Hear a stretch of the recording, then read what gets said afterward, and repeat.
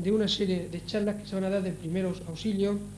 La primera va a ser el concepto de hemorragia y lo que debe hacer una persona antes de acudir al médico como primer auxilio. Entonces empezamos hablando qué se entiende por hemorragia. Hemorragia es la rotura de un vaso, bien sea una arteria o una vena, lo cual supone la salida de sangre al exterior. Entonces, una vez que se han visto el concepto de hemorragia, vemos las clases. Enfoca aquí ahora. Vale.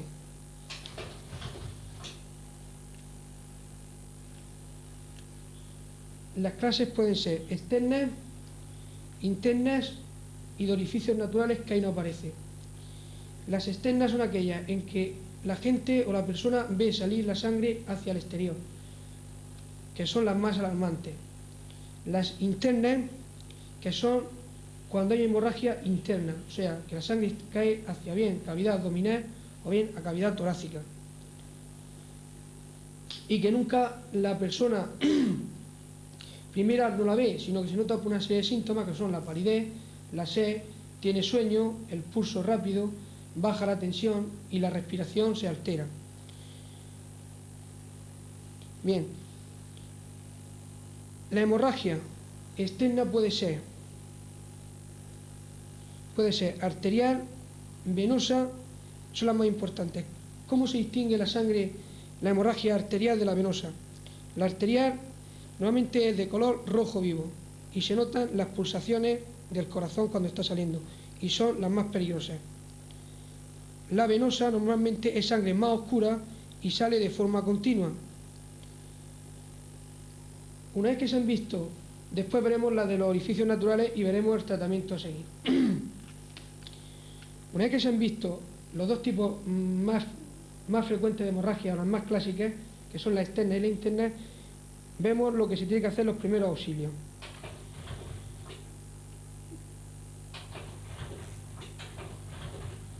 Bien, primero, la presión directa sobre la herida, es decir, si nos cortamos en una mano, apretar directamente sobre la herida, sobre el lugar de sangrado.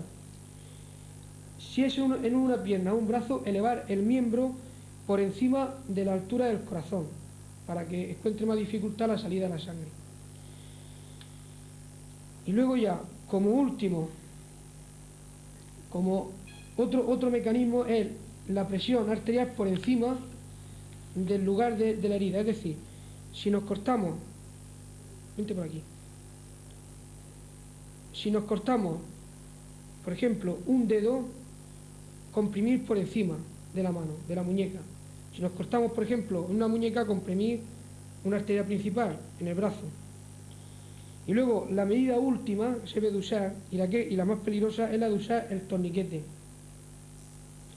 que se debe hacer siempre cuando fallan las medidas de presión sobre la herida, la elevación del miembro o la compresión de la arteria a distancia.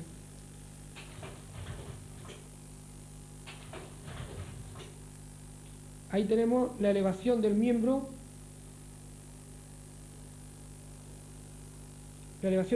para evitar el sangrado y que la sangre cueste más trabajo su salida. Bueno. Ahora, ¿qué es lo que se pretende con el torniquete? Se pretende una amputación fisiológica al interrumpir transitoriamente la circulación sanguínea de un miembro. El objeto que se debe de poner para hacer el torniquete nunca debe ser fino y cortante, sino debe ser blando, una goma, una media, siempre ancho de 5 o 6 centímetros, y nunca usar cordoneras, gomas finas, porque tiene el peligro de producir interrupciones nerviosas, de vasos, incluso de garros musculares. Bien. ¿Cómo se hace normalmente el torniquete? La colocación. Bueno, esta no lo enfoque ya.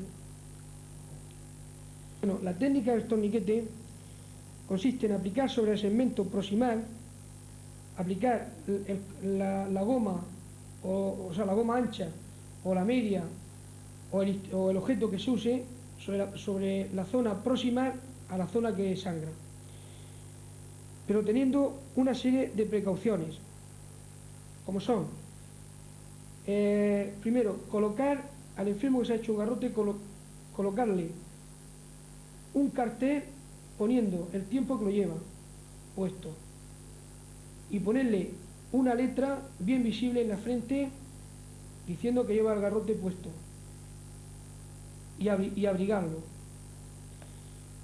¿Cómo se hace normalmente la técnica del torniquete? Pues bueno, se coloca el objeto que vamos a usar, se aprieta sin comprimirle mucho. Se aprieta sin comprimir mucho. Se le hace un nudo y después con una tabla o lo que se tenga a mano se va dando vueltas hasta que deje de sangrar la herida, y en ese momento se fija y se lleva así al enfermo al hospital más inmediato. Bueno,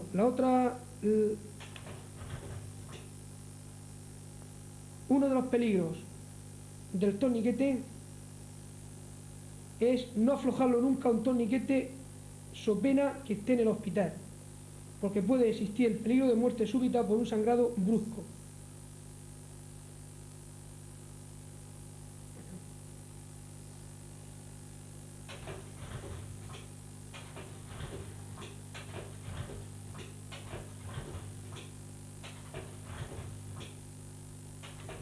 Bueno, otra forma de hemorragias, hemos dicho, aparte de las externas, son las hemorragias internas. Hemorragias internas que son hemorragias internas que son aquellas que la sangre se está derramando dentro de una cavidad interior del organismo y que normalmente el socorrista o la persona que está ahí al lado nunca la ve. Ya hemos dicho que la ve por los síntomas, porque el enfermo aparece pálido, blanco, aparece con alteración de la respiración, aparece con sueño y malestar general. Entonces las causas que pueden producir una hemorragia interna, todos lo sabemos. Desde accidentes de coche, un traumatismo, porrazos de tórax y abdomen, una bala, un cuchillo, o bien una hemorragia espontánea en personas que tengan problemas de la sangre. Entonces el tratamiento de la hemorragia interna, siempre que una persona ajena a la medicina lo vea, lo más inmediato es llevarlo o desplazarlo a un hospital, puesto que es una urgencia vital y necesita nuevamente tratamiento quirúrgico más una transfusión. Lo que hay que hacer, lo que se debe hacer es nunca darle estimulantes tipo café o alcohol, no darle nunca nada de beber, colocarlo acostado boca arriba y con la cabeza de lado, para si existe algún problema de las vías altas que pueda el enfermo respirar porque la lengua o algo no obstruya las vías aéreas altas. Entonces se pone boca arriba y de lado. Cubrirlo con una manta para que se evite la pérdida de calor, y con esta situación llamar ambulancia y traslado al hospital. Otro tipo de hemorragias, aparte de las externas, las internas, hemos dicho que eran las hemorragias de orificios naturales. Orificios naturales me refiero oído, nariz, boca, ano y orina. El sangrado del oído se llama otorragia. Las causas de una otorragia o de un sangrado de oído normalmente son golpes o traumatismos. Medidas a tomar: primero, no taponar nunca un oído que esté sangrando, solo cubrirlo, no meterle algodón hacia adentro, sino ponerle ahí algo, una compresa. Colocar al enfermo echado de lado, pero siempre hacia el lado que sangra. O sea, si sangra de este lado, ponerlo hacia el lado derecho, no ponerlo hacia el lado izquierdo, porque si no la sangre va a entrar hacia adentro. No hacer inmovilizarle la cabeza para que no haga movimientos bruscos, y en esta situación trasladarlo a un servicio de hospital lo más rápidamente posible. Hemos dicho oído. La nariz es otra forma y es la más frecuente de sangrado que se ve diariamente y que todo el mundo alarma. Las causas de una epístasis, que es como se llama la hemorragia de nariz, puede ser bien desde rascado de nariz un golpe de tos o estornudo.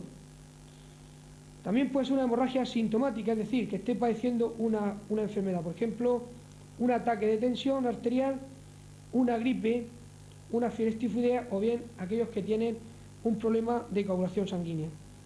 Y luego, aparte de esto, la hemorragia traumática, es decir, un golpe directo sobre la nariz. Entonces, ¿qué medidas se deben de tomar ante una hemorragia que a todo el mundo alarma? Primero, calmar al paciente, que no se ponga nervioso, que no pasa nada. Sentar al paciente con la cabeza ligeramente flexionada hacia adelante, nunca llevarlo hacia atrás como vulgarmente se hace, sino tenerlo ligeramente con la cabeza sentado, inclinado y que sangre hacia adelante. Comprimir el ala de la nariz y la fosa nasal sangrante, es decir, que si sangra por el lado derecho de la nariz, comprimirla durante 4 o 5 minutos, para ver si con la compresión deja de sangrar. Una vez que se ha cortado un poco la hemorragia, dejar de comprimir y que respire por la nariz o la fosa nasal que está sangrando, para que el aire favorezca la coagulación. Si la hemorragia es en las dos fosas nasales, primero se comprime las dos fosas y después se deja al enfermo que respire por las dos fosas para que el aire favorezca la coagulación. Si a pesar de esto, de la compresión de la nariz, del ala, y a pesar de estar respirando por aire, no cede, se debe hacer el taponamiento nasal. El taponamiento nasal ya lo tiene que hacer un sanitario metiendo gasa a presión, nunca algodón, sino gasa a presión, si puede ser empapado en un hemostático, es decir, en una sustancia que favorece la coagulación, y si no cede con esto, en un tiempo, enviarlo a un hospital. Otra hemorragia de otro orificio natural, aparte de oído y nariz, es la boca. Normalmente el sangrado por boca puede ser que sea a muchas causas, puede ser que esté sangrando por la encía. Entonces puede ser o bien que haya tenido, normalmente en niños, que es lo más frecuente, que sea debido a un déficit de vitamina, concretamente la vitamina C, en los niños. Y lo que se debe hacer es enviarlo al médico cabecera para que mande esto o haga un estudio del niño. Puede ser que esté sangrando por la boca debido a una extracción dentaria. Normalmente aparece más en adultos. Entonces, ¿qué se debe hacer? Colocar una torunda, es decir, un poco de algodón seco, o bien embebido en agua oxigenada o en una sustancia que coagule la sangre, un hemostático, y se mete y se comprime. Y en caso que no ceda con o bien con la compresión de la zona y tal, pues entonces enviarlo al dentista a que le vean. Otra hemorragia que puede aparecer por la boca es la hemorragia procedente de pulmón. Se llama hemoptisis. Entonces las causas pueden ser enfermedades pulmonares, tipo tuberculosis, tipo cáncer de pulmón, etc. O bien, y lo más frecuente, son los traumatismos torácicos. ¿Cómo se sabe si aparece hemoptisis? Primero, que normalmente se arroja la sangre con la tos, con o tras la tos, bien tosiendo o después de un golpe de tos. Normalmente aparece sangre roja con espuma. ¿Qué medidas se deben de tomar? Primero, las medidas son reposo con la postura del enfermo semisentado, es decir, reincorporado en la ambulancia donde vaya a ir el enfermo al hospital, que no vaya acostado del todo, sino reincorporado. Hacer una dieta absoluta del enfermo, es decir, que no tome nada hasta que no llegue al hospital. Colocarle en el tórax, o sea, en la caja torácica, colocarle una bolsa grande de agua con hielo para favorecer una vasoconstricción de toda esa zona. Y luego conservar la sangre que se ha expulsado para que el médico, que en ese momento le está atendiendo, sepa si procede o bien de pulmón o bien de estómago. Bien, la sangre que hemos dicho que puede aparecer por boca puede ser, aparte de hemoptisis tras la tos, puede aparecer de aparato digestivo. Entonces se llama hematemesis. Aparece normalmente la hematemesis o la hemorragia del estómago. En enfermedades del estómago, la causa más importante es la úlcera de estómago y duodeno. ¿Cómo se sabe si procede del estómago? Primero, pues que se cursa con náuseas o vómitos, nunca con tos. Luego, que aparece mezclada con alimentos últimos, con los últimos alimentos de las últimas horas. Y normalmente es una sangre color rojo oscuro. ¿Qué se debe tomar? Las medidas a tomar. Primero, reposo en cama hasta que llegue el médico. No darle nada de sólidos ni líquidos. Colocarle la bolsa de hielo en vez de en cavidad torácica en el abdomen. Y conservar la sangre siempre hasta que el médico la vea. Nunca se debe de hacer, primero, darle purgante al enfermo. Nunca. No se ocurra ponerle lavativas ni enemas.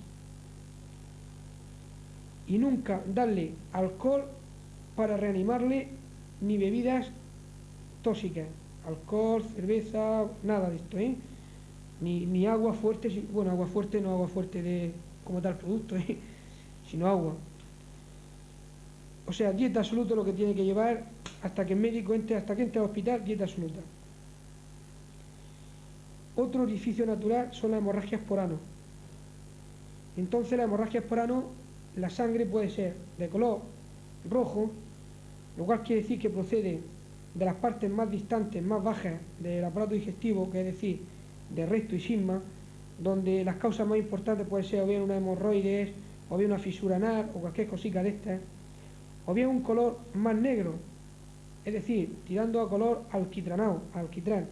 Entonces se llaman melenas, y normalmente proceden del estómago, o de vía alta, estómago y duodeno, y las causas más importantes, más frecuentes de esto suelen ser úlceras, gastritis, u otro tipo de patología de estómago. Las melenas normalmente son heces negras, huelen muy mal, normalmente se pegan al recipiente, forman hilos, filantes, y normalmente son unas heces muy brillantes, con mucho color, que brillan mucho.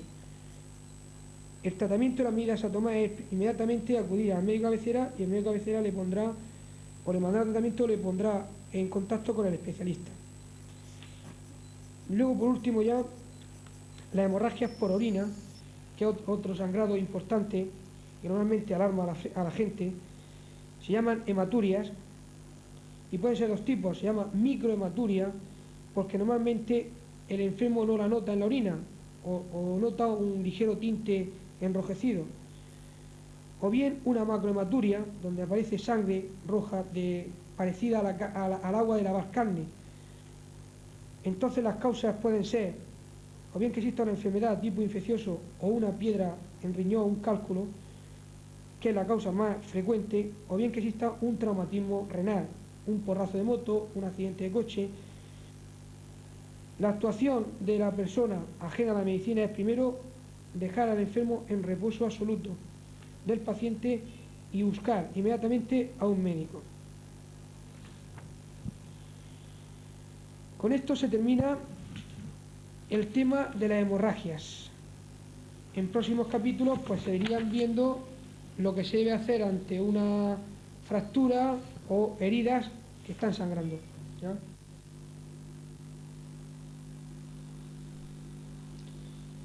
Empiezo ya, ¿no?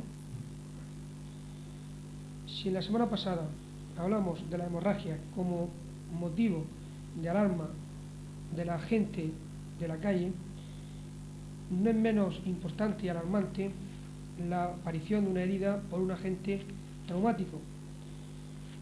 Empezaremos definiendo el concepto de herida, haremos una clasificación después, según agente, la forma y la gravedad, iremos viendo por encima cada una de ellas y luego veremos las heridas más graves con sus tratamientos, que serían las de cráneo, tórax y abdomen. El primer apartado que veríamos sería el concepto de herida, que sería una solución de continuidad de la piel o mucosa, dependiendo de la zona afecta, originada por un agente contundente, un agente traumático, que puede ser pues, desde un cuchillo, una navaja, una pedrada, hasta un simple pinchazo de una aguja o un alfiler. El segundo apartado que veríamos sería lo de la clasificación, Entonces la clasificación serían varias dependiendo del agente traumático, que produzca la herida, según la forma y luego según la gravedad. Según el agente serían heridas incisas, heridas contusas, heridas punzantes y heridas por arrancamiento. Según su forma serían heridas lineales, heridas en colgajo y heridas con pérdida de sustancia o escar. Y luego, según la gravedad, serían heridas simples, heridas complicadas y las heridas más graves, que son las penetrantes y las perforantes. Si vemos cada una por apartado, veríamos primero, según el agente que produce la herida, sería herida incisa. Son aquellas que están producidas normalmente por un objeto que corta, puede ser un cuchillo, una navaja, un vidrio. Normalmente son heridas de poca profundidad, pero sin embargo a lo largo son más largas que anchas y muy poco profundas. Normalmente son heridas de bordes limpios y muy sangrantes y sobre todo hemorragia en sábana. Si vemos la diapositiva, ahí se vería una herida incisa, donde se vería que existe la longitud es más grande, la anchura muy pequeña y la profundidad también pequeña. Luego la herida contusa sería una herida, ahí se ve, donde existe bordes no limpios, anfractuosos, la anchura puede ser grande, la profundidad también, y existe incluso despegamiento de la piel, ahí se ve. Normalmente está producida por piedras, palos, martillos, objetos romos. Siempre ante una herida de estas se tiene que limpiar bien y explorarla porque puede quedar restos o bien de la piedra que haya producido la herida, o bien de la madera o del objeto contundente. Son más propensas que las otras a la infección. Luego otro tipo de herida sería la herida punzante, donde normalmente está producida por objetos que pinchan, alargados y puntiagudos, de alfileres, púas, unas tijeras, etc. Son heridas que predomina la profundidad, son más profundas que anchas. Luego otra herida dentro de la clasificación, según el agente, puede ser la herida por desgarro o por arrancamiento. Es decir, son heridas, según se ve en la diapositiva, donde el agente contundente actúa de forma tangencial, es decir, a la vez que da el golpe va cortando y despegando la piel de las partes más profundas. Normalmente siempre queda unida el trozo de piel, existe un trozo de piel que queda en la zona levantada pegada a la mano, en este caso, o al pie o al cuerpo, que se llama pedículo, y es lo que luego va a servir de irrigación para que eso luego, en caso de que se cosa o salga, regenere. Luego, según la segunda apartado, es según la forma, pueden ser heridas lineales, heridas en colgajo y heridas con pérdida de sustancia o escar. Las heridas lineales pueden ser curvas, rectas, estrelladas. Luego la herida en colgajo también son heridas que existe una gran separación de bordes también, y se producen también por arrancamiento. Y luego la herida por pérdida de sustancia o escar sería aquella en que el pedículo no existe, o sea, se arranca totalmente la parte de piel y quedaría una zona de lesión al descubierto, sin zona de protección ahí. Luego, según la gravedad, pueden ser heridas simples, complicadas, y luego las graves. Las simples son aquellas que no afectan normalmente a órganos ni vísceras que comprometan. Por ejemplo, una herida leve es aquella que, puede ser simple, es aquella que corta un dedo, o sea, no compromete para nada la vida de la persona. Luego las complicadas son aquellas que pueden afectar a órganos de importancia funcional y que por tanto necesitan un tratamiento especial en hospital. Pues sería, por ejemplo, el caso de que en una se corte una arteria importante, una arteria humeral, una arteria femoral. Luego las hemorragias graves son aquellas que afectan a partes del organismo donde existen órganos vitales, por ejemplo, abdomen y tórax. Entonces las hemos clasificado las graves en penetrantes y perforantes. Heridas penetrantes son aquellas que el objeto traumático penetra en la cavidad, bien sea torácica o abdominal, y puede ser, por ejemplo, una navaja, un puñal, un proyectil. Y luego las heridas perforantes son las que, además de penetrar dentro, producen destrucción o lesión de los órganos que hay en su cavidad, por ejemplo, una bala que pille corazón. La clínica de una herida normalmente produce dolor, hemorragia y luego la separación de los bordes de la herida. El dolor, que es muy variable de una persona a otra dependiendo de la subjetividad de la persona.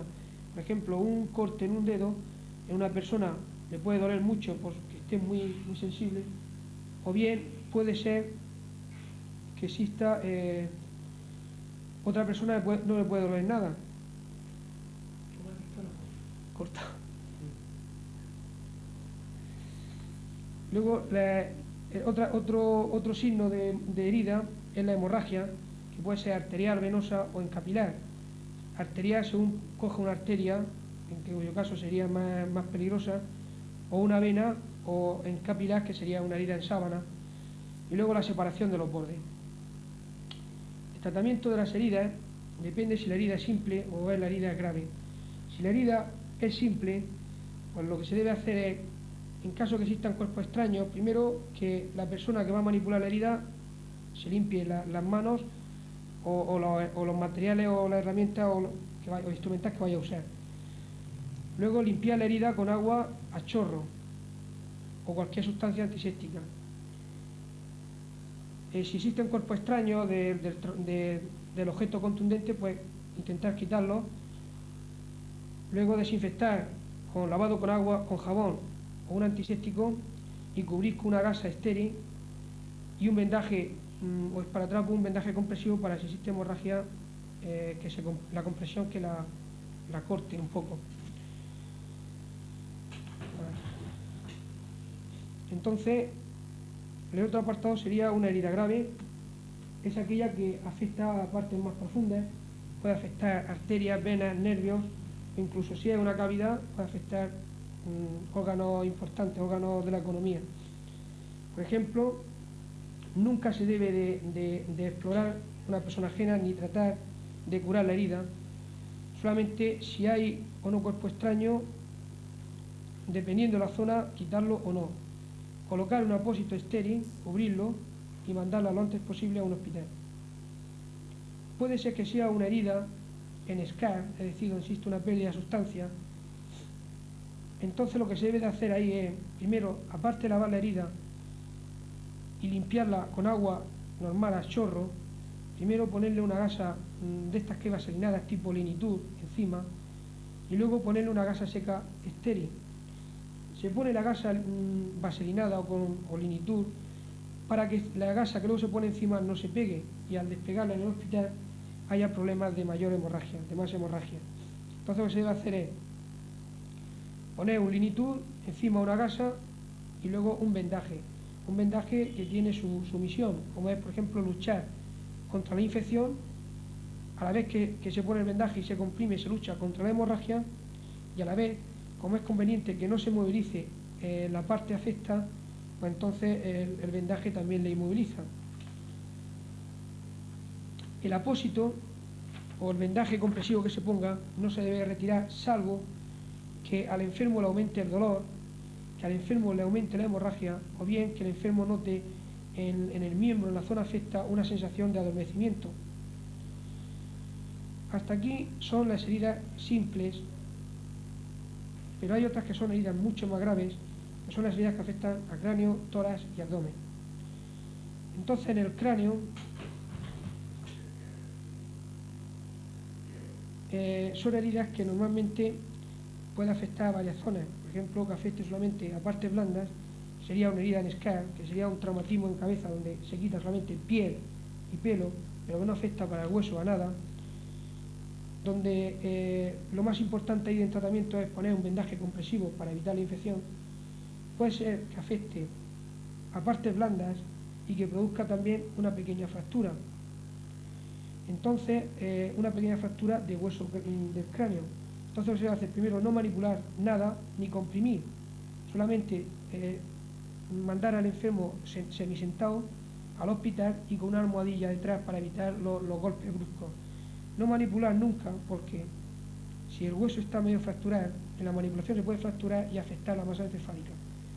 Y luego la tercera herida, la más grave, son aquellas heridas craneales que produce lesión de la piel, lesión del hueso, y además la fractura va a afectar a masa encefálica, es decir, al cerebro, en cuyo caso el traslado es muy urgente al hospital y por tanto no se recomienda hacer ningún tipo de manipulación.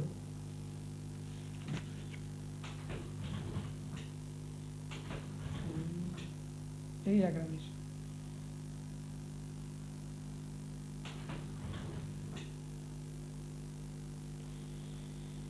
Luego, otras heridas graves son las del tórax, son aquellas heridas que ponen en comunicación el exterior con la caja viral torácica. Entonces, normalmente va a producir un neumotórax. Si existe algún cuerpo extraño clavado, se debe de dejar en el sitio donde está. Lo único que se tiene que hacer es taponar la herida de modo impermeable, es decir, primero se pone una gasa estéril encima y luego encima una zona impermeable, un plástico limpio, de forma que se evite la entrada de aire, y esto se sujeta o bien con la mano o bien con un esparatrapo. Se reincorpora al enfermo semisentado en un coche o en una ambulancia y se manda con traslado urgente al hospital, donde ahí se le hará tratamiento definitivo. Otras de las heridas graves son aquellas que afectan al abdomen. Normalmente son heridas graves, pues te producen la salida de las vísceras abdominales, intestino, estómago, hacia afuera. Entonces el enfermo se debe colocar siempre boca arriba, con la rodilla ligeramente flexionada, y si hay dificultad respiratoria, elevar la cabeza y los hombros. Nunca retirar el cuerpo extraño si está clavado. Y si existe salida de intestino, estómago y asas intestinales, pues nunca intentar reponerla hacia adentro, puesto que se puede producir una insuficiencia respiratoria aguda. Colocar un paño estéril encima, limpio, y fajarlo suavemente, no sin comprimir, solamente poner una sábana limpia encima, de forma que no entre tampoco aire ni nada. Y no dar ningún tipo de alimento, es decir, ni agua ni alimento sólido. Y con esto se envía traslado urgente al hospital. Dentro de toda la gama esta existen unas contraindicaciones que nunca se deben de hacer en las heridas, como son, por ejemplo, colocar algodón directo sobre una herida, esté donde esté, porque normalmente los pelillos del algodón van a servir como mecanismo de infección. Nunca se debe manipular ante una herida grave, nunca colocar polvos ni pomadas, y siempre tener presente la posible complicación en la manipulación de las heridas.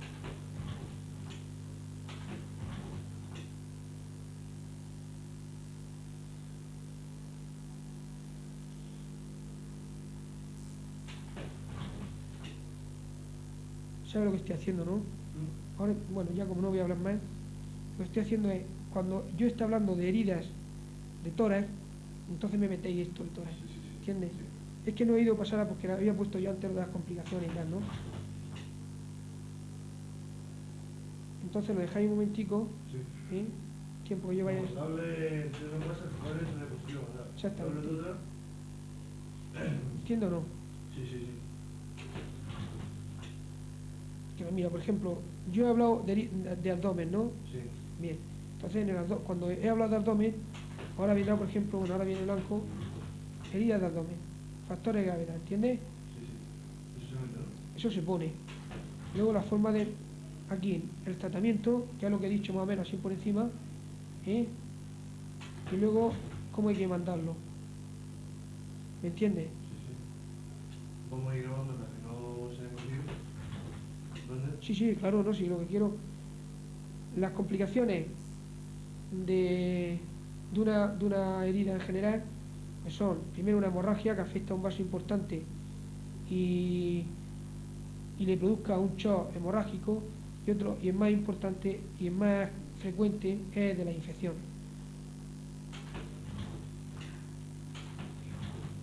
Ya está. ¿Has entendido como te he dicho, no? Sí. Si quieren, la que menos hemos grabado, ¿Qué es la diapositiva? pasarla un poco La diapositiva, ¿no? Sí.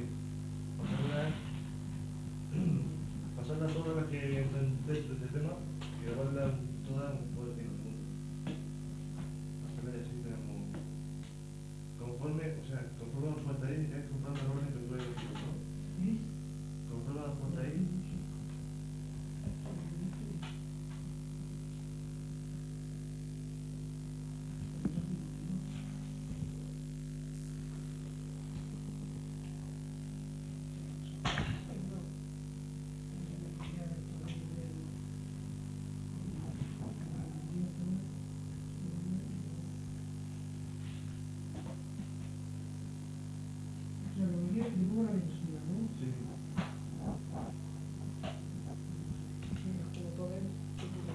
Entonces vamos a ver,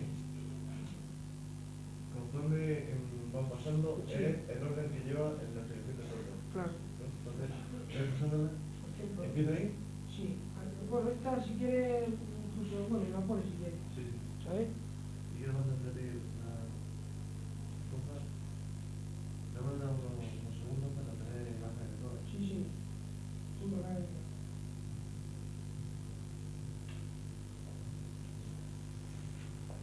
Entonces, login, tenemos el centro piloto aquí montado. La Martín afuera. Espérate.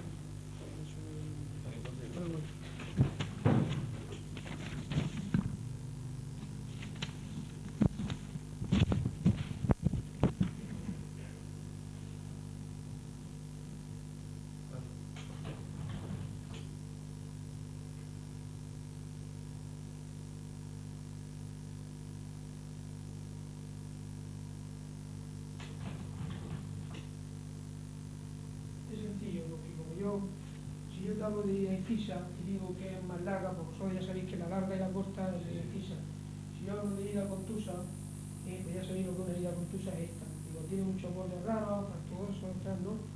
Si hablo de herida por arrancamiento, pues esta es herida por arrancamiento, ¿entiendes? Sí. La punzante no la llevo, no hay ninguna herida.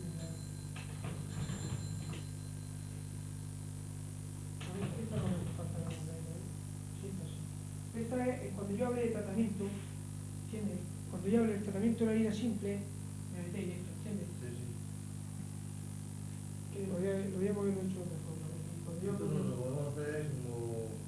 No va a ser nosotros metemos la pata. Venís que cuando vayamos a hacer montaje, vaya, pues. ¿cuándo lo vais eso? Pues yo se lo diría a José Luis y ¿Eso cuándo lo ponéis?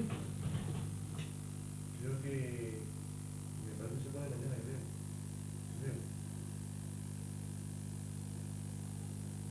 ¿El montaje cuándo lo hacéis? En el vídeo. Te digo cuándo. Ah, pues yo creo que a lo mejor. Dale. Dale que no me lo ponéis. Si me dices esta mañana, lo llevo en el vídeo. A ver, saca el primero lo que no.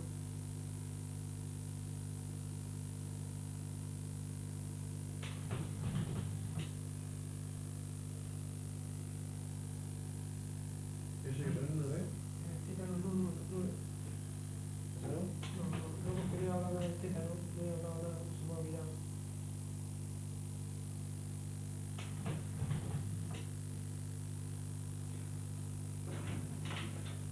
Ahí tenemos un chico con un agricultor, Antonio. Sí, Por ahí los inmensos. Sí, libros. bueno, si podía que se espere 5 minutos, que luego voy ahora mismo. Lo voy haciendo yo ya, hombre. No, es que tengo aquí la libreta esa, ¿no? Es la minuto.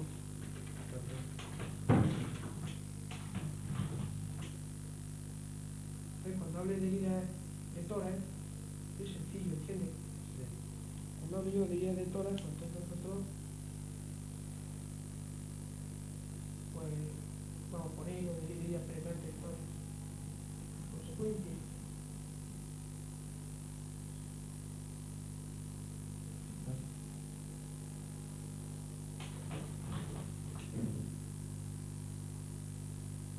Eso es el último, ¿no?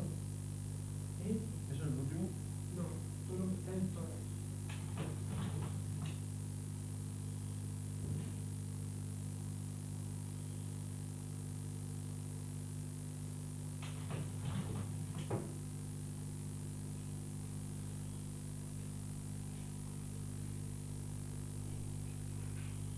Yo llevo separado cada uno una blanca, ¿eh?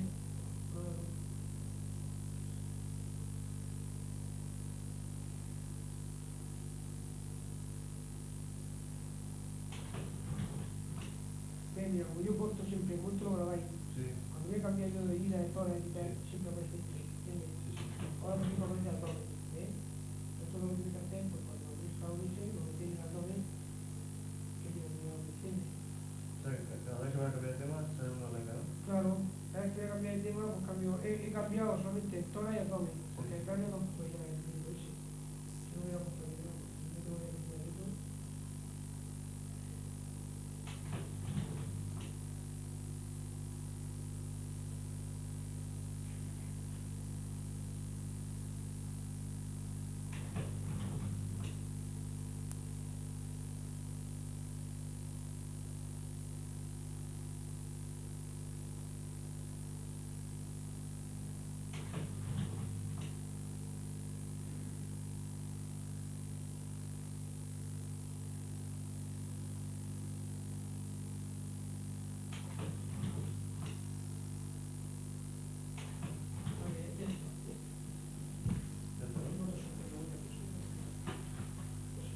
Entonces,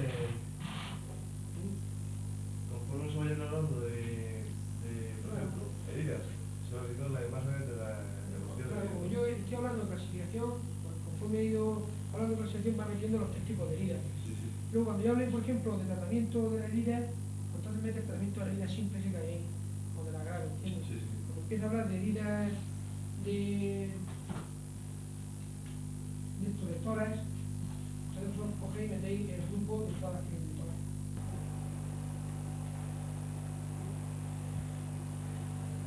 Vamos a empezar a hablar del tercer tema, hablando del primero de heridas y luego de este tema habla de quemaduras. Luego enfocáis.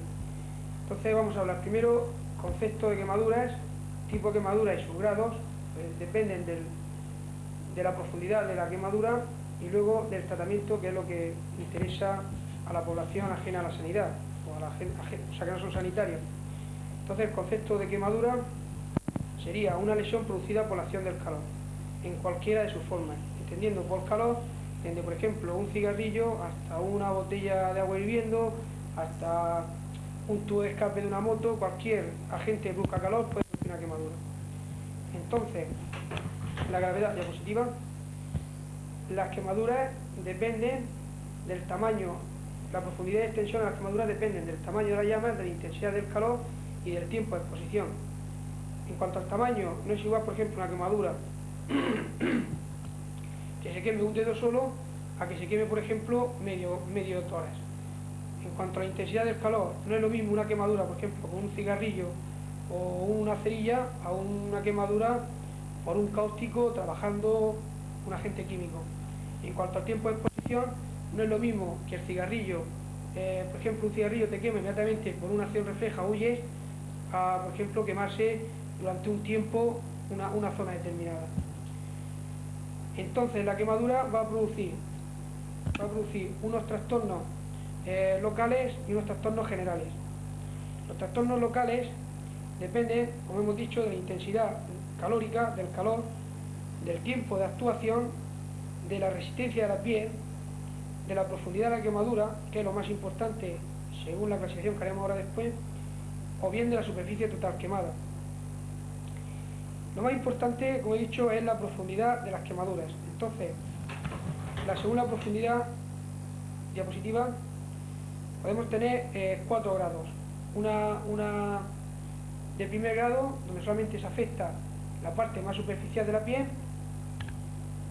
Otra de segundo grado, donde solamente va a afectar la superficie de la dermis. Segundo grado profundo, donde va a afectar la profundidad de la dermis. Y el tercer grado, que va a afectar toda la piel. Entonces, la quemadura de primer grado, normalmente aparece un eritema o enrojecimiento, solamente va a afectar la parte superior de la piel y aparece ligera inflamación y enrojecimiento. Es característico las quemaduras solares del verano o por vapor de agua. Las de segundo grado,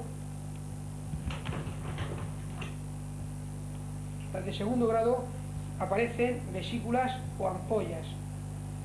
Entonces, hemos dicho que pueden ser superficiales o profundas. Las superficiales son aquellas que afecta a la parte más superior de la dermis y aparece un exudado líquido con formación de ampollas rellena de líquido que es plasma, y luego las profundas, donde ya existe destrucción de las zonas vasculares más profundas y normalmente no suele existir lesión, formación de ampollas. Y luego la de tercer grado es cuando existe destrucción completa de la piel, arterias, venas, nervios, o sea, puede llegar incluso hasta huesos, y no aparece nunca ampollas, da lugar a la formación de una escara, una costra, de color negruzco. Diapositiva. Ahí vemos una quemadura de primer grado, ligerica. Luego aquí una quemadura de segundo grado, profunda, grave, porque afecta una superficie extensa de la piel, toda la parte posterior de tórax y abdomen. Y ahora vemos aquí otra quemadura grave, o sea, esta es de tercer grado y además grave porque afecta primero, da lugar a la formación de ampollas y escaras, y luego tiene una gran extensión de piel.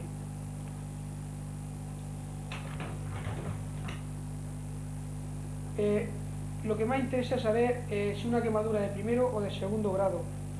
Entonces, la persona ajena a la medicina puede saber si es de primer grado, de segundo o de tercer grado, pues primero por el tipo de lesión que aparece, el tipo de lesión elemental. Si aparece enrojecimiento o eritema, sabemos que es una lesión de primer grado. Si aparece en vesícula o ampollas, es una lesión de segundo grado. Y si aparece las escaras, la costra, es una lesión o una quemadura, mejor dicho, de tercer grado. En cuanto a también se puede saber si es de primero, segundo o tercer grado por la sensibilidad de la piel. Se coge un alfiler y se pincha la zona quemada. Si duele, es porque es de primero o de segundo grado, y si no duele, es porque es de tercer grado. Entonces no duele por la destrucción de nervios y terminaciones nerviosas que ha producido. Luego se puede hacer otra clasificación según la gravedad, que va a venir dada según la superficie que se haya quemado. Entonces, para ello tenemos que recurrir a la regla de los 9, diapositiva, donde vemos que si la superficie total de la piel del adulto es de 2,2 metros cuadrados, sabemos, por ejemplo, que la palma de la mano es de un 1% de superficie corporal. Entonces, para determinar rápidamente una extensión de una quemadura, recurrimos a la regla de los 9. Continúa la diapositiva. Entonces, si ahí vemos la imagen total del cuerpo humano, la regla de los 9, vemos que la cabeza ocupa un 9% de toda la superficie corporal. La parte anterior del tórax, un 18%, o sea, del tronco, tórax y abdomen, la parte anterior, tórax y abdomen, 18%. La parte posterior de tórax y abdomen, otro 18%.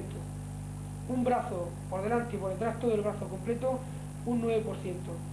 El otro brazo, otro 9%. Y el total de muslo, pierna y pie, un 18%. El lado derecho y otro 18% el izquierdo.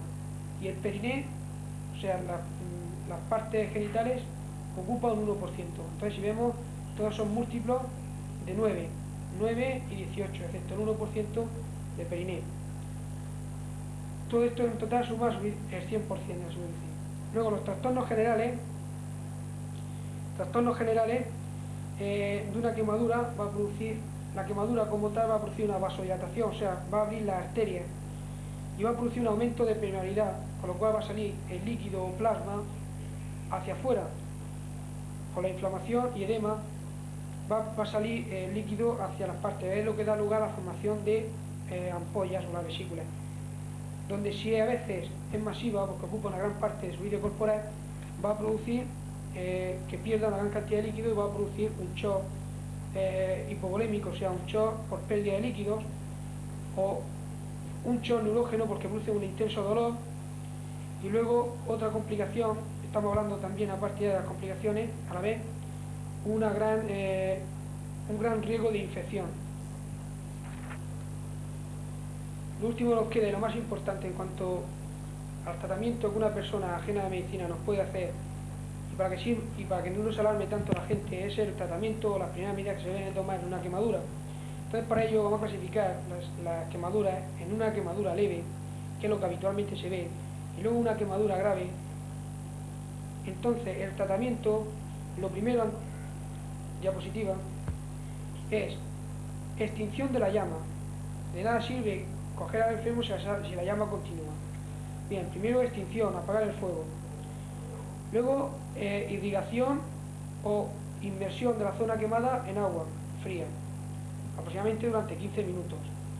Una vez que esto se ha hecho, retirar las ropas, o sea, limpieza mecánica completa de cuerpo extraño, bien sea ropas, bien sea leña, bien sea brasas, lo que haya. No cortar nunca las ampollas existentes. Luego colocar o cubrir con sábanas limpias, estériles, bueno, estériles no, que estén limpias, sábanas de casa habitualmente, y luego colocar un vendaje compresivo para que no salga líquido y se vayan formando nuevas ampollas. Y luego colocar un vendaje compresivo, que esto ya lo podría hacer el médico o el practicante durante 4 a 7 días. Luego, en algunos libros vienen remedios caseros para evitar la formación de ampollas y que parece ser que dan buen resultado en quemaduras de primer grado. Que son colocar una compresa de alcohol durante 30 minutos o una hora en la zona, o bien colocar una rodaja de pepino o de patata cruda. Puede dar resultado para evitar la formación de alguna ampolla. Esto en cuanto a quemaduras leves, que cualquier persona puede solucionar en su casa sin necesidad de ir al médico. Luego ya vienen las quemaduras graves. Entonces, ante una quemadura grave, lo más inmediato es primero el tratamiento en el lugar in situ, en el lugar donde se está produciendo el accidente.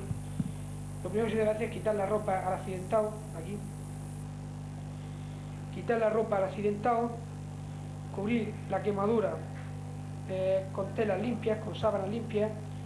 Si ha sido una pierna o un brazo, mantener la pierna y el brazo elevado para evitar también la formación de ampollas. Si son las extremidades inferiores, o sea una pierna, evitar que ande. Y si es en la cara, tenemos que vigilar sobre todo las vías aéreas para evitar que se produzca un edema de glotis y pueda producir una parada respiratoria. Si está consciente y el enfermo no vomita, lo más inmediato es darle líquido, todo es posible para rehidratar a este quemado. Entonces se puede hacer administrar una mezcla que consistiría en una cucharadita de sal, una cucharada pequeña, media cucharadita de bicarbonato y 1 litro de agua, y que se va dando vasos de este líquido durante cada 15 o 20 minutos, un vaso de agua completo.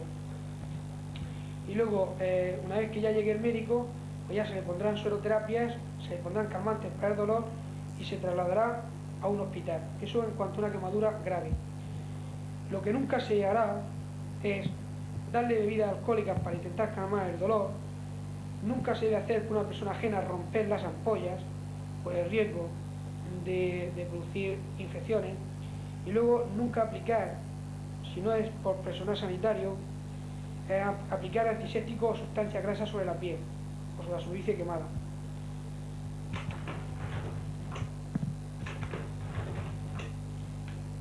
Diapositiva. Hay dos tipos de quemaduras que son aparte de las producidas por fuego o por cosas muy calientes, son las producidas por corriente eléctrica, y luego veremos otras por cáusticos, por productos químicos. Entonces, ante una quemadura por corriente eléctrica va a depender la quemadura del tipo de corriente. No es lo mismo una a 120 voltios que por ejemplo a 220. No es lo mismo, bueno, ya el voltaje no es igual, la asistencia a los tejidos, y luego la dirección del contacto. Entonces, lo que más nos interesa a nosotros, ¿qué se debe hacer ante una alarma de una quemadura por corriente eléctrica? Aquí vemos una quemadura por corriente eléctrica, haber tocado un cable. Y luego, ¿qué es lo que se debe hacer ante una quemadura? Si la quemadura es sencilla, pues nada, la curación propia de una quemadura. En caso de que exista un paro respiratorio, primero desconectar la corriente. En caso de que exista un paro respiratorio, respiración boca a boca. Y en caso de paro cardíaco, un masaje cardíaco, por personal preparado o la persona más próxima que sepa hacer esto. El otro tipo de quemaduras son hemos dicho, las quemaduras producidas por productos químicos. Entonces, la quemadura depende, una parte de la superficie que afecte, y por otra parte la profundidad de la piel afectada depende de la concentración del producto. O sea, no es igual, por ejemplo, quemarse un dedo con una lejía, por ejemplo, quemarse con agua fuerte o cualquier producto o ácido sulfúrico, por ejemplo, un emitórax, la parte anterior del tórax. Depende de la superficie y de luego de la calidad o la intensidad cáustica del producto que produce la quemadura.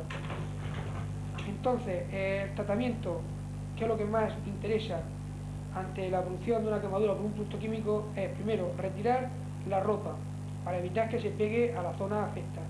Una vez que se ha quitado la ropa, irrigar durante más de 30 minutos con agua fría, envolver con una sábana estéril limpia e inmediatamente transportarlo al hospital.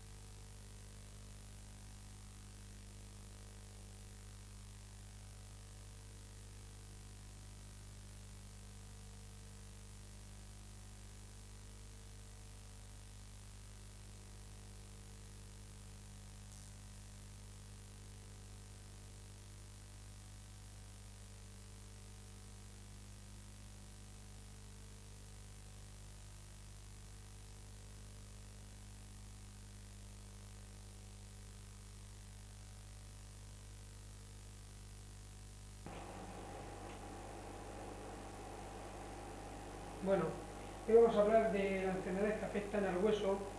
En primer término, el concepto, las fracturas, los esguinces y las luxaciones. Y luego las consecuencias que la lesión ósea puede traer sobre las partes blandas, músculos, arterias, nervios, etc. Entonces, empezando por la fractura, lo más importante es saber cuál es el concepto. Es la rotura de un hueso, o sea, puede ser parcial o total la rotura. Cuando un hueso se rompe, es el concepto de fractura, una solución de continuidad en un hueso. Entonces, al hablar de rotura de hueso, la rotura de un hueso incluye la posibilidad de lesión de las estructuras que le rodean, que lo circundan. Entonces, bien, como el hueso está rodeado de masa muscular, de arterias, de nervios y todo el componente de masa blanda, parte blanda que existe en esa zona, cuando un hueso, el trazo de fractura, rompe un vaso, una arteria o una vena, se puede producir una hemorragia. Entonces, dependiendo de la intensidad que se produzca la hemorragia, puede ser una pequeña hemorragia y si es masiva puede producir un shock que puede complicar la vida del enfermo. Si afecta a los nervios, puede producir sensación de parálisis, puede producir alteraciones sensitivas como hormiguilla, adormecimiento, hormigueo, ya lo hemos dicho, hormiguilla, adormecimiento, dolor, que puede incluso también producir un shock neurógeno, puede producir la rotura de los músculos y de los tendones. Entonces va a producir alteraciones motoras, es decir, si nos fracturamos una falange y nos seccionamos el tendón de un músculo determinado, pues no podremos presionar el dedo. Y luego puede ser que el trozo de hueso que se ha fracturado afecte también a la piel y va a producir el riesgo de una infección. Bueno, aquí tenemos lo que es una fractura en sí, está claro la rotura de un hueso, la solución de continuidad del hueso. Entonces, como todo esto está rodeado por partes blandas, hemos dicho, puede producir la salida de una arteria, puede producir un gran hematoma, puede producir un gran hinchazón o deformidad en este caso del muslo, el hematoma, el gran dolor por las partes blandas, por los nervios que existen aquí, y luego puede producir, bueno, por lesión de tendones que pasen por esta zona, de músculos por este trozo de fractura o que puede producir la ruptura de de las zonas, de las partes blandas que rodean al hueso. Luego, la clasificación de las fracturas, como he dicho, puede ser una fractura incompleta, quiere decir que el hueso se rompe pero no existe espaciamiento del hueso, es decir, existe alineamiento, pero una fractura, o sea, es sin terminar de romperse totalmente el hueso. Luego la completa, que puede ser sin desviar, es cuando existe la ruptura del hueso, se pierde pero los huesos están alineados. Y luego la incompleta es cuando la fractura está rota, si esto es el hueso, está desplazada, una hacia parte hacia adelante, hacia atrás, otra hacia abajo, hacia arriba, depende. Luego puede ser única, cuando solamente se rompe un hueso por un solo lugar, o bien puede ser conminuta, cuando el hueso que se rompe lo hace en varios trozos. Puede ser múltiple, cuando está diversos huesos rotos, puede ser articular, es decir, por ejemplo, cuando la fractura afecta una articulación, por ejemplo, una rodilla, el que se rompa los maleolos de la tibia puede producir una afectación también de la articular, de la cápsula articular abierta. Normalmente es cuando en los trozos de la fractura rompen la piel y los músculos y se ven hacia el exterior. Entonces se forma una herida, y con las consecuencias de infección, sangrado, etcétera, que puede producir una herida. Bueno, los síntomas de una hemorragia, de una fractura, aquí los ponemos, existe lo que se llama el chasquido, que el chasquido no es otra cosa que si intentamos mover la zona del traumatismo, usar el golpe, notaremos como el roce de los dos trozos de la fractura, se llama chasquido. El dolor es importante, lo manifiesta el enfermo, la tumefación local, o sea, el hinchazón, el enrojecimiento, la impotencia funcional, es decir, el enfermo no puede mover esa zona porque le aumentará el dolor, la deformidad, es decir, si existe una ruptura, la ruptura del hueso se va a manifestar luego en la piel con un hinchazón y la deformación de la zona, el amoratamiento, el hematoma y el hinchazón. Todo esto es lo que, cuando veamos todos estos síntomas de chasquido, dolor, tumefación local, impotencia, o sea, falta de movilidad, la deformidad de la zona, el hematoma de la zona del traumatismo, estaremos ante una probable fractura. Bueno, el mecanismo de una fractura puede ser directo, es cuando la fractura se produce por un traumatismo directo sobre el hueso que se rompe. Es decir, si nosotros nos pillamos desde una puerta, el traumatismo de la puerta contra el dedo es lo que va a producir la ruptura, eso es el traumatismo directo. Y luego el traumatismo indirecto es cuando la fractura no coincide con el lugar del traumatismo. Por ejemplo, si saltamos de una pared hacia abajo al caer y al amortizar el golpe, podemos producir una ruptura de cadera por transmisión. Quiere decir que el traumatismo lo recibe la planta del pie, pero la fractura se produce en la pelvis. Entonces puede ser por transmisión a distancia, en este caso, o una contracción muscular, es decir, en un enfermo, en un anciano, o un niño, existe una osteoporosis, o sea, existe falta de gas en el hueso, pues cualquier contractura muscular en un ejercicio violento puede producir la ruptura de un hueso, también puede ser por una sobrecarga. Bueno, aquí tenemos un ejemplo típico de una fractura de húmero, donde se pueden ver los síntomas. Aquí la falta de continuidad, del hueso, luego el hinchazón, y luego estas estrellitas pues manifiestan el dolor del enfermo.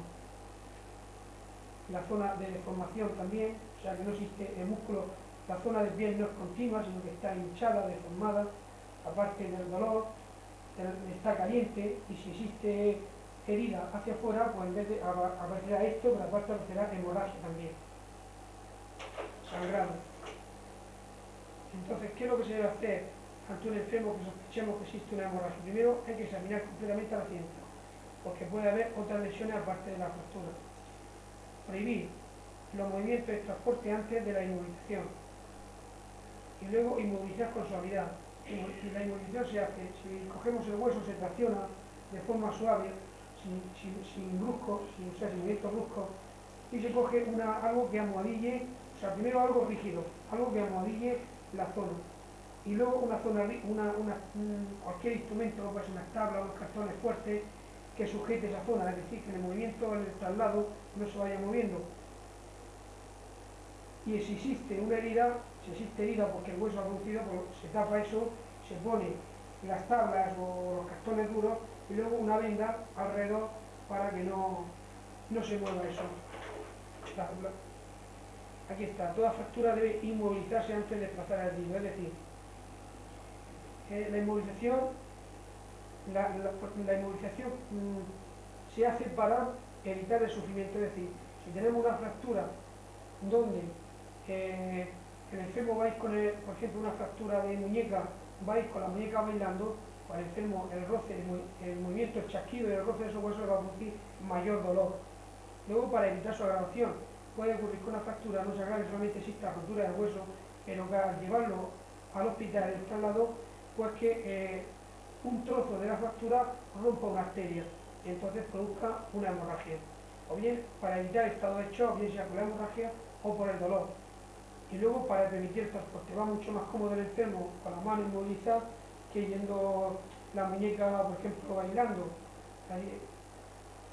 Bien, entonces, una fractura abierta es una fractura complicada con una herida. Fractura abierta, el concepto es toda aquella fractura donde los huesos salen al exterior, porque las puntas de los huesos de la fractura rompen la piel y las partes blandas.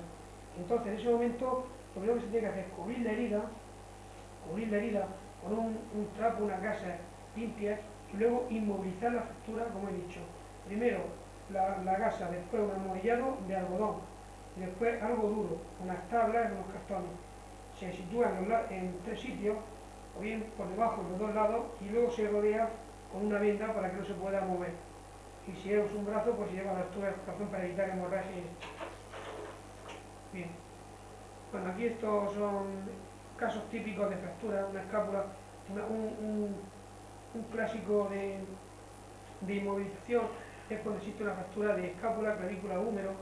Entonces lo que se hace es, se coge el brazo junto al cuerpo en esta posición, con el codo a 90 grados, la muñeca en extensión y los dedos al descubierto. Entonces si vemos que no hay esto.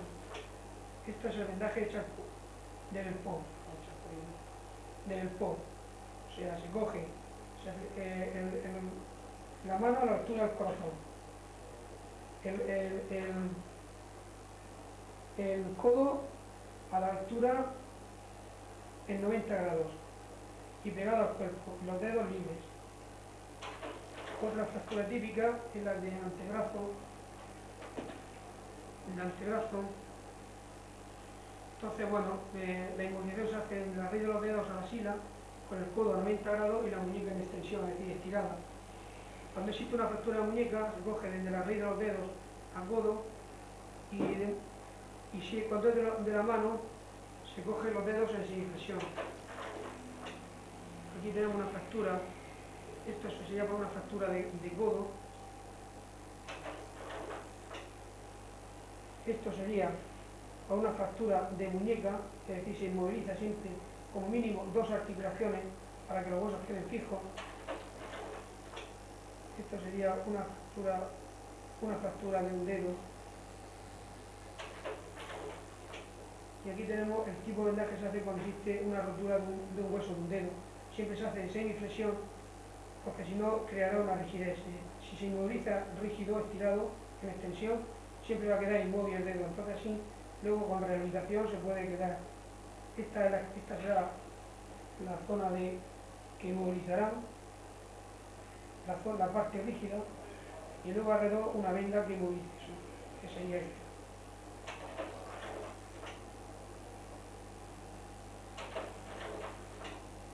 Bueno, entonces esto lo que pretende es ver como siempre que intentar, para poner una férula, o sea, una inmovilización siempre tiene que coger dos articulaciones y siempre una postura determinada, que no consiste en coger al azar una postura. Esto ya es cosa de hospital y de especialista. Esto sería, por ejemplo, una fractura de pelvis, que se vea que existe una escayola que pilla todo el cuerpo, todo muslo, pie, hasta los dedos que quedan libres. Existirá una fractura de esta zona, entonces se debe procurar que no se mueva la pierna para que el fémur no gire y tampoco se mueva el abdomen. Entonces esto supondría una escayola.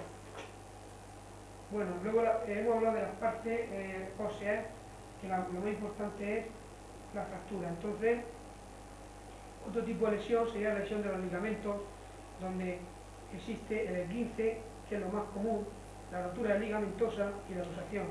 El esguince no es otra cosa que la distensión o desgarro de los ligamentos. O sea, a todos nos ha pasado cuando hemos dado un traspié, se llama, que no se rompe nada y estamos 4 o 5 días en reposo y naturalmente desaparece. La rotura del ligamento, donde todas las fibras del ligamento están rotas, eso, la inmovilización y a veces hace falta intervención quirúrgica. Y luego la luxación es cuando en una articulación los dos huesos que forman la articulación se separan hacia un lado, hacia lateral o hacia adelante y atrás. O sea, sería luxación, rotura de ligamentos y la cápsula articular con salida de los huesos de su sitio. Los síntomas son, con menor o mayor intensidad, en todos 15 luxaciones son, primero, dolor, se hincha, tumefacción, impotencia funcional, es decir, nos molesta al andar o a mover esa articulación, y el amoratamiento, se pone el hematoma, es decir, dolor, hinchazón o tumefacción, impotencia o dolor al mover esa articulación y el hematoma o el morado. En la rotura existe además lo que se llama bostezo al forzar la articulación, es decir, como una especie de chasquido. Y en la luxación aparece la deformidad articular. Si existe una mayor deformidad, mientras en el esguince no se deforma nada, solamente el hinchazón. Entonces, el esguince y la rotura de ligamentos, lo más importante es un vendaje comprensivo, puede ser una férula o un tensoplaso o algo de esto. Algo que inmovilice esa articulación, no ande durante unos 10 o 15 días. Y luego ya en la luxación, primero no intentar la reducción nunca, siempre hacerlo bajo aparatos de rayos X o radioscopia, y luego se hace la inmovilización de la articulación en la posición que se encuentre. Se inmoviliza para que no vaya la articulación moviéndose y se lleva al hospital para que ahí se reduzca y se ponga la escayola correspondiente.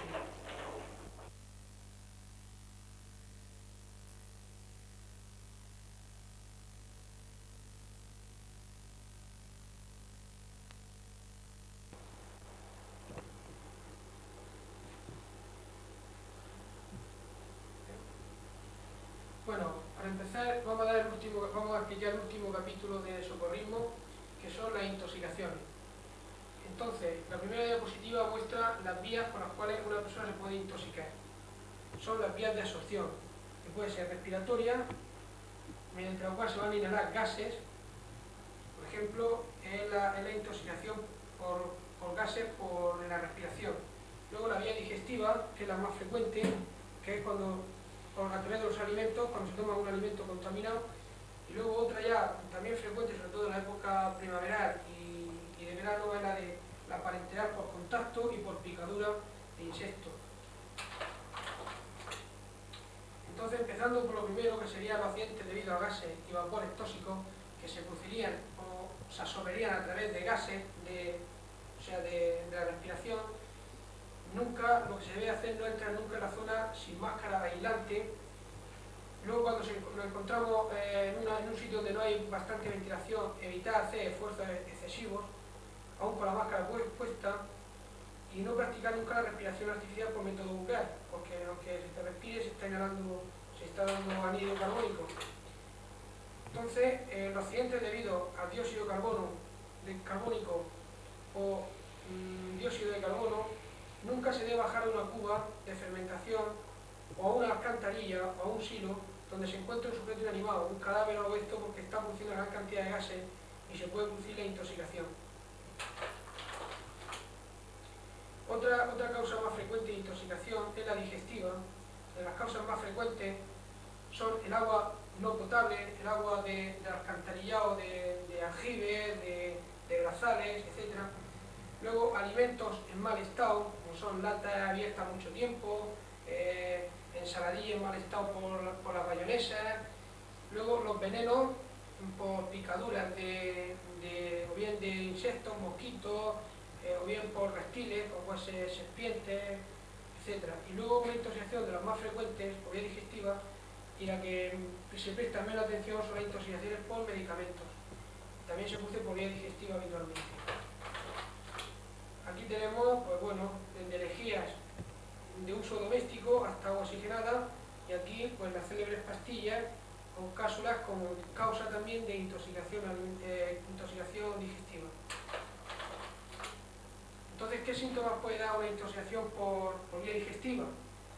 Es rara la persona que haya padecido alguna. Normalmente va a producir diarreas, va a producir vómitos, espasmos abdominales o dolor de abdomen. Dependiendo si son fármacos o no, depresores o excitación, y en casos muy serios va a producir un shock. Y como causa ya que la gente menos conoce son la anuria o la falta de orina, un coma profundo, fiebre, o en caso de picadura o una erupción, una urticaria, manchas por la piel. Esas son las cosas, los síntomas más importantes de una intoxicación por alimento, por vía digestiva o medicamentos. Entonces, ¿qué es lo que debe hacer la persona ajena en el momento de ver a un enfermo intoxicado? Primero, recoger las muestras tóxicos, o sea, si se ha visto la botella que ha bebido el niño, pues coger la botella y aislarla, o bien si es un medicamento, coger el medicamento y llevarlo al médico. Luego, respetar vómito y la diarrea, o sea, no cortar nunca los vómitos ni la diarrea. Aquí habitualmente lo que se tiende a hacer en la farmacia, la gente de la calle, hay diarrea o vómito, inmediatamente a cortar la diarrea y a cortar los vómitos. No, hay que respetarlo, hay que dejar que la gente tenga sus vómitos y la gente tenga su diarrea, puesto que sirven para limpiar la suciedad que haya en ese intestino. Luego, una dieta absoluta, es decir, no darle nada de comer, solamente dieta líquida, agua manzanilla, agua limón, solución alcalina. Pedir consejos toxicológicos si es un tóxico muy grave, pues normalmente después veremos que se pide consejo al Instituto de Toxicología de Madrid. Y luego un tratamiento sintomático, es decir, por ejemplo, si tiene calambre, si tiene dolor de cabeza, pues darle algo para el dolor de cabeza, si tiene, por ejemplo, calambres, pues darle algo para los calambres, pero nunca cortar los vómitos sin dentada ni la diarrea. Y luego, en caso de que sea un enfermo una intoxicación muy grave, ya como último término, en caso de que no se pueda solucionar, es evacuar a un médico y el médico tomar la actitud correspondiente o enviarlo a un hospital en caso de una gran urgencia. Luego, el tratamiento general es un tratamiento que normalmente se va a hacer una vez que está el tóxico en el intestino. Lo más importante es que evitar la absorción, es decir, que esté ahí pero que no entre la sangre. Neutralizar y antídoto, es decir, administrar aquella sustancia que puede contrarrestar las acciones de lo que se ha tomado. Y el tratamiento sintomático, es lo que hemos explicado antes: si tiene fiebre, pues darle un antitérmico; si tiene dolor de cabeza, darle algo para el dolor de cabeza. Ahora se irá desglosando cada uno de ellos. En caso de tratamiento evitar la absorción, se va produciendo vómitos. O sea, cuando uno tiene una intoxicación por cualquier alimento que sabe que sienta mal, que tiene esa angustia, lo más importante es producir el vómito. El vómito, después veremos que no siempre se produce el vómito, pero en caso de alimentos, medicamentos, etcétera, vomitivo. Lo más frecuente, lo que normalmente se usa en la calle, la gente es meter el dedo en la garganta y tocar un cosquillo de garganta, tocar la campanilla y enseguida vomita. Lo que hemos dicho, la contraindicación de provocar los vómitos, o sea, nunca se debe provocar vómitos, nunca. Por ejemplo, en aquellas personas que tengan vómitos ya de por sí. O sea, si una persona tiene vómitos, pues de nada sirve provocarle más vómitos, sino que los vómitos sean espontáneos. Tampoco se debe provocar nunca vómitos en las personas que estén en coma, porque al no poder expulsarlo bien, lo que está consiguiendo es que el contenido del estómago suba hacia arriba, y como las vías respiratorias van a estar abiertas, puede pasar a pulmón y producir una aspiración del contenido gástrico de la sustancia correspondiente. En las convulsiones, en los ataques epilépticos y en caso de convulsiones tampoco se debe producir vómitos, por el mismo motivo que en el coma. Y en los venenos corrosivos, me refiero a lejía, tampoco se deben producir los vómitos, porque si, por ejemplo, una persona bebe lejía, conforme baja la lejía hacia abajo, va pasando y va quemando el esófago. Entonces, si le produces el vómito, al salir va a quemar de nuevamente y va a ser doble quemadura, con las consecuencias que posteriormente tiene de hemorragia, etcétera, etcétera. Entonces, nunca se debe hacer vómito, nunca se debe provocar el vómito. En los vómitos espontáneos, en personas en coma, en enfermos con convulsiones y en personas que hayan tomado venenos corrosivos, lo más frecuente es la lejía. Entonces, ¿cómo se va a hacer el tratamiento? ¿Cómo se va a neutralizar en la intubación digestiva Pues lo más importante, el tóxico. Primero administrando el antídoto específico. El antídoto específico, que ya se dirá después cómo se puede conseguir, o en su defecto, un antídoto universal, que puede constar de esto, el carbono activado, óxido de magnesio y o ácido tánico, pero esto habitualmente la persona de la calle es muy difícil que en ese momento lo consiga. Entonces, si no sabe qué veneno ha ingerido la víctima, llegamos, lo más inmediato es que, bueno, ha tomado un líquido, se ha tomado jarabe, o se ha tomado lejía, o ha tomado, lo más inmediato, lo que debe hacer la gente de la calle es, primero, diluir el veneno haciendo ingerir agua o leche. Es decir, si ha tomado lejía, inmediatamente darle leche o agua para que eso se diluya y la absorción sea menor. Tratar de averiguar el veneno ingerido, es decir, buscar el envase. Y luego, inmediatamente, ir al médico. Entonces, lo que a la gente de la calle le interesa, lo que a la gente de la calle es el punto número 1, es decir, diluir el veneno haciendo ingerir agua o leche siempre.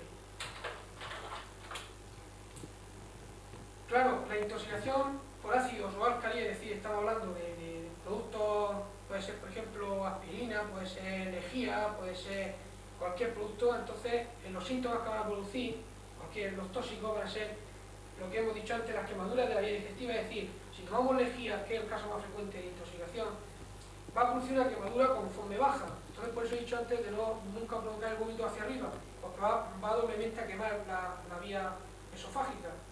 Por otra parte, va a tener un dolor intenso retroesternal, puesto que como al bajar, lo primero que quema es el esófago, o va a tener un dolor en esa zona, en el esófago. Afecta al estado general, es decir, el enfermo se encuentra mal, dolor de cabeza. Va a tener una salivación y unos vómitos. Los vómitos aquí están contraindicados producirlos. Los vómitos aquí se deben de cohibir como sea. Puede producir un shock y puede producir en casos muy graves el shock y la perforación gástrica son las dos cosas más graves. La perforación gástrica es bueno, pues una quemadura que produce el tóxico y todo el contenido del estómago puede pasar a la cavidad abdominal y puede producir la muerte por un shock neurógeno, un dolor.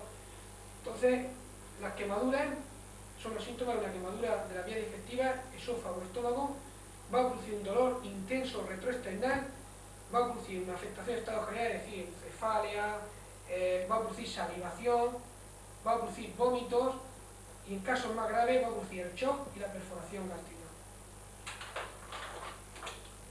Luego, el tratamiento en caso de álcalis o ácido, nunca provocar el vómito. Lo más importante, no provocar nunca el vómito. Evacuar urgentemente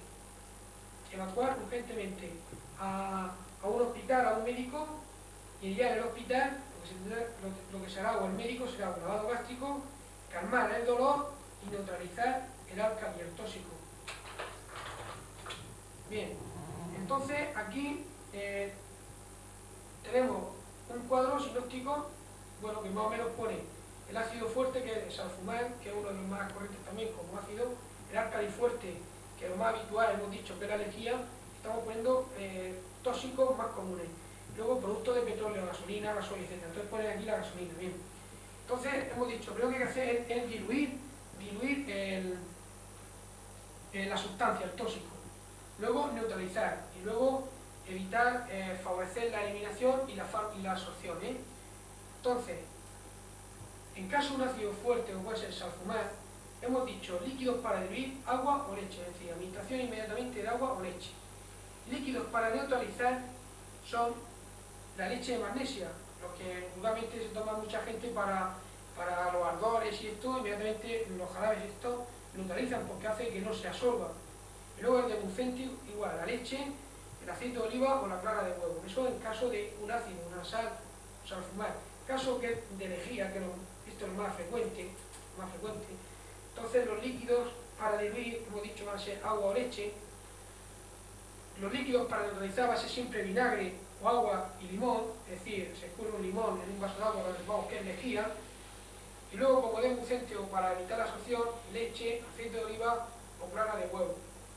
Y luego, en caso de gasolina, hay que diluir, no tenemos que hacer diluir con agua o leche, líquido neutralizante no existe y debucente tampoco. Entonces, si nos fijamos un poquito, vemos que tanto el ácido fuerte como el álcali fuerte, bien sea fumar, bien sea lejía, o bien los productos de petróleo, lo más inmediato líquidos para Derby está el agua, agua y leche, agua, leche, agua y leche. O sea, lo inmediato que tiene que hacer la persona, la gente de la calle, es la administración de agua y leche ante cualquier posible intoxicación de tóxicos o alimentos. Bien, otra causa importante de intoxicación es la intoxicación alcohólica, que puede ser aguda o crónica. La aguda lo que actualmente llamamos borrachera, y la crónica pues una situación de alcoholismo crónico. Bueno, entonces aquí ponen los síntomas, más o menos todo el mundo sabe los síntomas de una borrachera o una situación de alcoholismo agudo. ¿Cuál es? Disminuye la atención, comienza a cometer errores, en una segunda fase aparece una situación de euforia, es decir, se siente el hombre más valiente, más de que él lo hace todo, o depresión, la verborrea chistosa, es decir, se vuelve más chistoso, incoordinación, o sea, ya se tambalea. Luego existe una tercera fase de sopor o nudación, dificultad respiratoria. Esto son situaciones donde una borrachera normal, una intoxicación aguda normal. En una situación ya más grave, más seria, puede aparecer un sopor o nudación, así, un sueño importante, una dificultad para respirar. En situaciones muy graves puede producir un coma, y siempre con el coma hay que llevar cuidado con los vómitos. Nunca producirle a un enfermo que esté en coma tras una borrachera, producirle un vómito, nunca. Y luego el delirium tremens, que es la situación de falta de alcohol, donde normalmente aparece delirio, excitación agresiva, es decir, la persona cuando le falta el alcohol en una situación puede volverse agresiva, y contracciones musculares de temblor y eso. Entonces, esto es los síntomas de una situación de una intoxicación aguda por alcohol, es decir, disminuye la atención, comete errores en una segunda fase conforme sigue el enfermo o la persona bebiendo.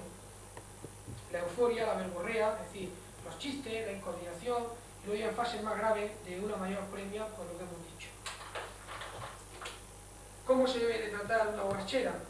Lo más importante es acostarlo, siempre procurar acostar a la persona en decúbito lateral. Decúbito lateral para evitar las posibles aspiraciones. Abrigar y tranquilizar al enfermo. Aquí pone provocar el vómito si el enfermo está despierto. Si el enfermo está en situación de coma, nunca provocarle el vómito. Pero si el enfermo es una persona que se ha emborrachado y bueno, está chistoso, se mueve y tal, bueno, se puede provocar el vómito. Pero si está en situación de coma, nunca producir el vómito. Y en caso, y luego dar a oler amoníaco para estar un poco más. Otra intoxicación también muy frecuente de alimentos es el botulismo. Se produce normalmente por conservas en mal estado. Está producido por las toxinas de un germen, una bacteria, un microorganismo. Se caracteriza porque es una intoxicación alimenticia muy grave, que existe una incubación variable de 30 minutos a 14 horas, es decir, que desde que la mujer lo almacena en su bote de conserva hasta que aparecen los síntomas, puede pasar en 30 minutos hasta 14 días. Y mientras que en las demás intoxicaciones los síntomas digestivos eran de los más aparatosos, eran los más frecuentes, la diarrea, los vómitos, los retortijones, aquí en el botulismo los síntomas digestivos, como se ve aquí, son poco aparatosos. Es decir, el enfermo pocas veces se va a quejar de retortijones o de náuseas o de vómitos o de diarrea, sino el médico o el enfermo se va a quejar de los síntomas frecuentes que son las alteraciones de la visión, de la deglución y la respiración. Es decir, la deglución, el enfermo no puede tragar, no le entra el aire, alteraciones de visión doble. Incluso si afecta la respiración, los músculos respiratorios, puede producir la muerte por parada respiratoria, que es una de las complicaciones más importantes del botulismo. ¿Cómo se puede prevenir el botulismo? Primero, evitando la fabricación de conservas que expiran gas. O sea, evitar conservas que expiran gas. Ante esto, cuando sale una lata o un bote de conserva y vemos que hace el sonido como si hubiera aire, inmediatamente no tomarla o, en la duda, hervir durante 15 minutos. Pero vamos, lo aconsejable es, ante cualquier lata que al abrirla se note que se respira o despide aire o gas, en la duda, nada, no tomarla y dejarse de programilla. Cuanto al tratamiento, como hemos dicho, con una intoxicación grave, lo más inmediato ante cualquier sospecha de botulismo hay que evacuar urgentemente, es decir, llevarlo al hospital y administración de un suero específico, que ya lo administraría Sanidad. Otra intoxicación también alimentaria frecuente son las producidas por setas. Aquí sí lo más importante, pues bueno, es diarreas o estreñimiento, vómitos, los síntomas digestivos. Entonces, ante una intoxicación posible de setas, si es venenosa, por lo más inmediato es buscar antídoto y administrar antídoto específico. Pero el tratamiento general es provocar el vómito, puesto que no es un álcali y un ácido, provocar el vómito, administrar un laxante, es decir, que si el enfermo está sin salir fuera, sin ir al aseo, entonces sin deponer, lo que hay que hacer es administrarle algo para que vaya más ligero, es decir, producirle una diarrea. Dieta absoluta, y en caso de que tenga diarrea, administración de líquidos, tratamiento sintomático, es decir, si tiene dolor de cabeza, pues aspirina, si tiene retortijones, un espasmolítico, etcétera, etcétera. Otro también muy frecuente, pero por esta zona es menos frecuente, son las picaduras de serpiente, que bueno, dependiendo si es venenosa o no venenosa, pues dejaría una huella u otra, pero bueno, eso son cosas de expertos. No venenosas deja huella de dientes, y la venenosa deja dos heridas paralelas, que más o menos sería esto. Bien. Entonces, ¿qué es lo que se debe hacer ante una picadura? Por ejemplo, lo más frecuente que pica por esta sierra, pues la víbora, es la serpiente más frecuente. Va a producir en el lugar de la picadura unos síntomas locales, que va a ser un dolor intenso, eso es en el lugar donde muerde, donde pica. Dolor intenso, va a producir tumefacción, es decir, se va a hinchar, y va a producir enrojecimiento, es decir, dolor intenso, hinchazón o tumefacción y enrojecimiento. Y luego, como complicación, puesto que son animales que están tocando tierra, etcétera, comiendo bichicos y eso, pues lo más puede producir la infección de la picadura, puede infectarse. Síntomas generales. Ante una picadura va a producir dolor de cabeza, pues, como un tóxico que es, va a producir vómitos y diarrea, va a producir un pulso rápido, una taquicardia, va a producir una respiración muy alterada, puede producir fiebre, postración, es decir, ganas de estar siempre sentado, de no levantarse. Y luego el tratamiento es el suero específico antiofidio, es decir, es un suero que hay ya preparado específico para el determinado animal que ha picado, si es una víbora o una víbora, si es otro tipo de serpiente, pues ese tipo de serpiente. Luego chupar el veneno, no hacer nunca cortes, que es lo que se tiende a hacer habitualmente, pegar un corte no, porque lo que se está haciendo es abriendo arterias y venas, y que el veneno pueda penetrar más fácilmente y llegue más rápidamente al corazón y al cerebro y a otros órganos más vitales. Poner un torniquete flojo para evitar la circulación y lavar con plenoganato y tratar el estado general, es decir, si existe falta de respiración, pues darle algo para que respire, darle un tratamiento general. En caso que existan complicaciones más graves, pues ya el médico será el encargado de ello. Luego ya de este tiempo en adelante, de primavera a verano, pues lo más frecuente, y es lo que aquí en esta zona se ve, son las picaduras de insectos, pueden ser mosquitos, pueden ser avispas, pueden ser abejas u otro tipo de insectos. Entonces los síntomas más comunes es que en el momento de picar va a producir un dolor lancinante, el dolor de la picadura que todos conocemos, va a producir un hinchazón en esa zona y habitualmente cura en muy poco tiempo, no hay problema.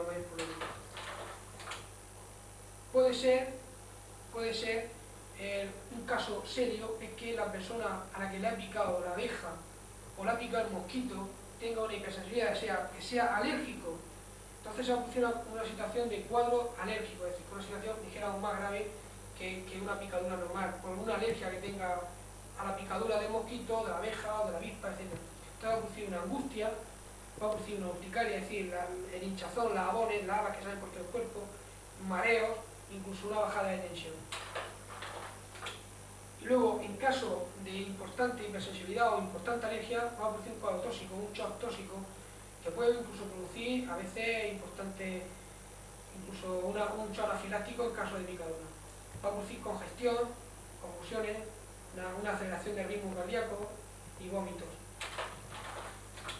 Y un factor de gravedad, como he dicho antes, es aquella situación que el enfermo si tiene una alergia especial hacia un determinado insecto, hacia la picadura de un determinado insecto, puede ser una abeja, puede ser una avispa, puede ser un mosquito. es la sensibilidad individual, y esto supone un factor de gravedad. El factor de gravedad para la persona, en el caso de picadura, puede producir un shock anafiláctico que puede producirle la muerte si no está el médico cerca.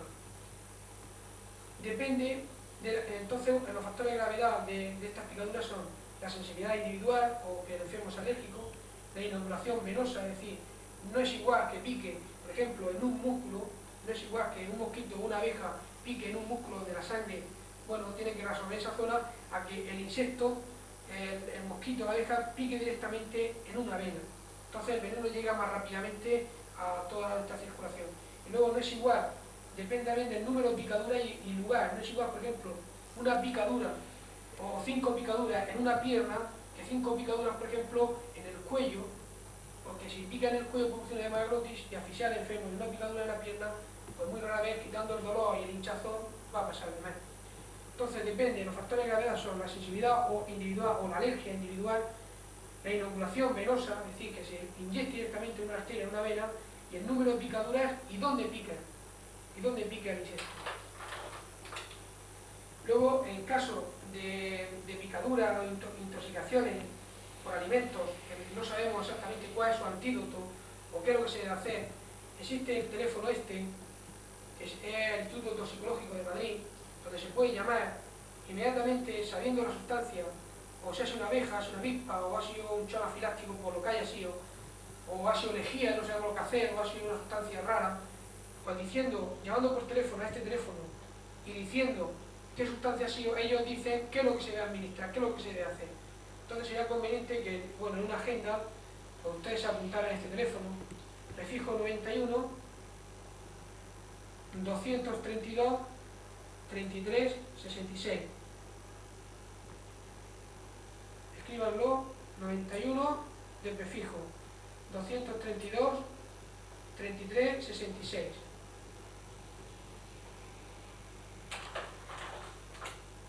Bueno, a otra situación también de urgencia que puede aparecer, la situación de un ataque epiléptico donde la gente se alarma mucho, sobre todo ante un ataque epiléptico febril. Entonces, los síntomas que aparecen de una epilepsia, aquí teniendo la fase, son el aura. El aura es una situación donde todo aquel epiléptico la conoce y que sabe que después de pasar esa aura le va a dar el ataque.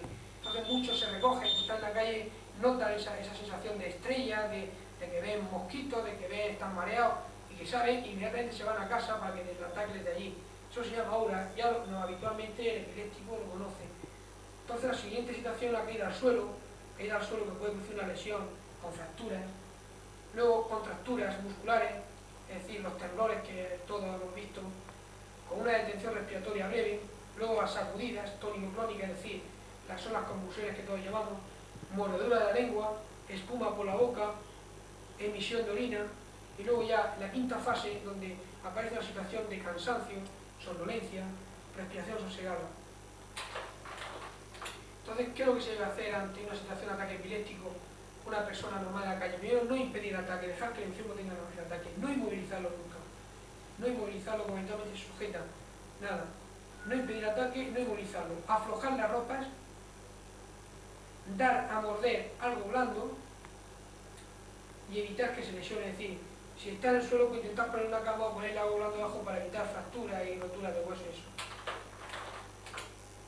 Bueno, otra situación grave de intoxicación es la insolación, donde los síntomas habitualmente solo aparecen en verano, cuando uno va y toma de forma brusca y durante mucho tiempo el sol sin protección de ningún tipo, va a aparecer una congestión en la cara, es decir, enrojecimiento en la cara, va a aparecer una taquicardia, es decir, una respiración muy rápida, van a aparecer vómitos, mareo, dolor de cabeza y una gran sudoración, irritabilidad, pueden aparecer convulsiones, puede aparecer fiebre alta, y la situación última puede aparecer un coma. Lo que más se nota es la congestión, o sea, el enrojecimiento de la cara y todo el cuerpo, los vómitos y los vértigos, el dolor de cabeza y la gran cantidad de sudor y la fiebre alta, es lo habitual. Luego el tratamiento ante una insolación es primero apartar al enfermo o a la persona de la fuente de calor, es decir, si está en la playa, que es lo habitual, pues quitarlo de la playa, ponerlo en un lugar fresco, es decir, que no dé tanto el sol, que esté fresco, ponerlo en decúbito supino, refrescarlo con agua y dar de beber gran cantidad de agua, normalmente agua fresca y agua salada. una cucharita por litro para que retenga líquido. Es decir, porque en el fundamento del agua salada es que al administrar sal, el agua fresca es para que aumente o sea, baje la temperatura, y el agua salada es para que la sal retenga líquido y la deshidratación ceda. Y luego un tratamiento médico, pues si tiene dolor de cabeza y tal, pues administración de lo que haga falta.